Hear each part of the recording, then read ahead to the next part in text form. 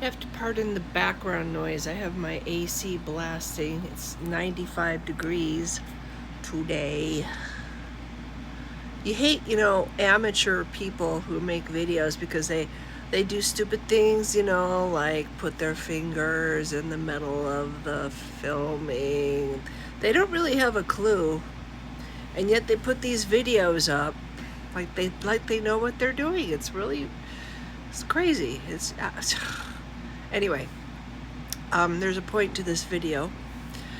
Joe Biden called Good Morning Joe or Morning Joe or whatever it's called. It's not something that I'm familiar with. I've heard of it, but I don't follow it. He called them and spoke at length with them. The video is on YouTube. It's 18 minutes long, and Joe does most of the talking. I highly recommend. Sorry, the heat has melted my brain. I am not used to this heat. I forgot what I was going to say. Recommending. I recommend that you go listen. He is not going to stop. He's not going to back out of the race. He's made that very clear, that he is not going to back out of the race. So sitting around talking about it is a stupid thing. We need to get behind this man, and we need to promote him. And I'm about to do that right now. First, I'm going to recommend that you go and watch this 18-minute video on YouTube where Joe is saying he's not going to leave the race. It's Morning Joe or Good Morning Joe program. And he is alert and he is awake. And at first I was listening very closely, thinking, oh, he could just be reading off a script. But the longer I listened to him, the more I recognize this is a man who's just talking. He interjects a lot of his little words that he likes to say, and it's like, okay, that is not a script. Nobody writes a script that sounds like that. He is talking, and he is articulating, and he is putting out pointers and facts and all these things that he wants to say. That's for the first big chunk of this. And he's talking about the debate. He's talking about how he had a bad night. He's talking about cognizant tests or whatever that he has taken and continues to take. And all these things that he has to say to the people who are telling him he should back down. Yeah. But what really clinched it for me, as far as I have total faith in this man and his intellect now. Before I was like, well, I don't know. But he has Kamala to help him when he stumbles. That was how I was before. After listening to this today, I have total faith that he is totally there in his head.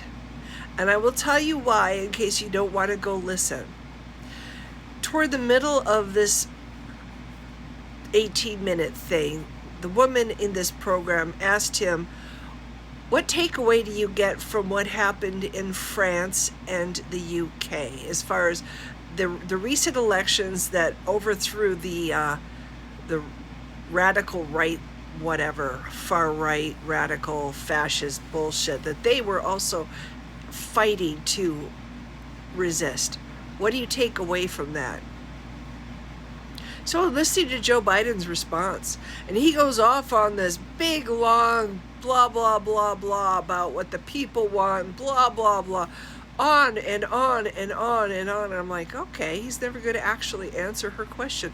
On and on he's going about all these things, and I'm listening, and he goes on and on and on and on. And he gets to the end and he brings it back. As for what happened in France and the UK, and then he answers her question. This is not a man who's forgetful. This is not a man who is losing his mind or is confused. He took her question, he put it on the back burner, remembered what her question was, talked about all the things that he wanted to talk about, bringing the conversation back around to her question, and then he answered the question. That is not a man who's confused. That is a man who is 100% there in his head. He is a man who can organize his thoughts and put them out there in a way that is perfectly understandable. I do not think he is unfit one bit. I go back to my original thoughts after I read about what is it called? Gish galloping? Gish galloping. It's a kind of gaslighting technique that works very well on stutterers. And I still think, I was starting to doubt because of what other people said, but now I'm back to my original theory. Trump employed a tactic called gish galloping by throwing lie after lie after lie after lie after lie after lie at Joe Biden, who stutters. And Joe Biden wanted to answer those lies. He wanted to respond to those lies. But unlike a normal person who can talk and think at about the same time, a stutterer has to kind of organize what they want to say in their head a split second before the mouth is saying the words.